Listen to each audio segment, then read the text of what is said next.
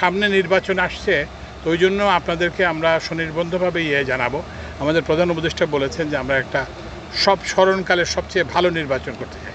ভালো নির্বাচন মানে কি, আপনি যে ভোটার ভোট দিতে যাবেন তিনি ভোট দিতে পারবেন, বিভিন্ন প্রার্থী যারা পোলিং এজেন্ট তারা ওখানে থাকতে পারবেন, এবং যারা হবে কি বলে যে ভোটের পরে এটা একটা সবার সামনে উন্মুক্তভাবে ভোটের গণনা হবে, এবং যেই আসুক, আমরা তো কোনো দলের না, সমর্থক না, তো সুতরাং যেই আসুক আমরা তাকে স্বাগত জানাবো।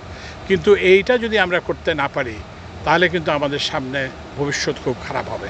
এবং এই জন্যই আপনারা এমন লোককে নির্বাচিত করবেন যিনি এই যে উন্নয়ন প্রকল্পটা সঠিকভাবে ব্যয় করবেন, সঠিক প্রকল্পে ব্যয় করবেন, এবং যাকে আপনারা যিনি এমন কোনো কাজ করবেন না যাতে তাকে পালিয়ে যেতে হয়, তিনি যাতে এখানে থাকেন, এরকম কাউকে আপনারা নির্বাচন করবেন। আপনারা যাকে ইচ্ছা চাই, যাকেই আপনারা সেই প্রার্থী মনে করেন সেই প্রার্থীকেই আপনারা ভোট দেবেন।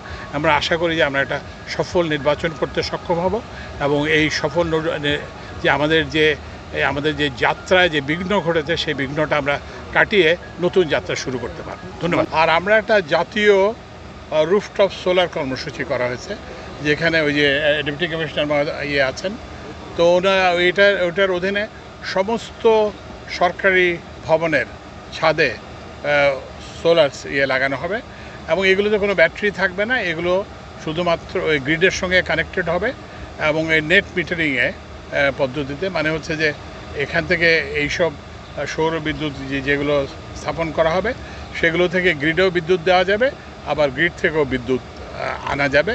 ফলে হচ্ছে কি যে ওই যে বিদ্যুতের বিল সেটা কমবে।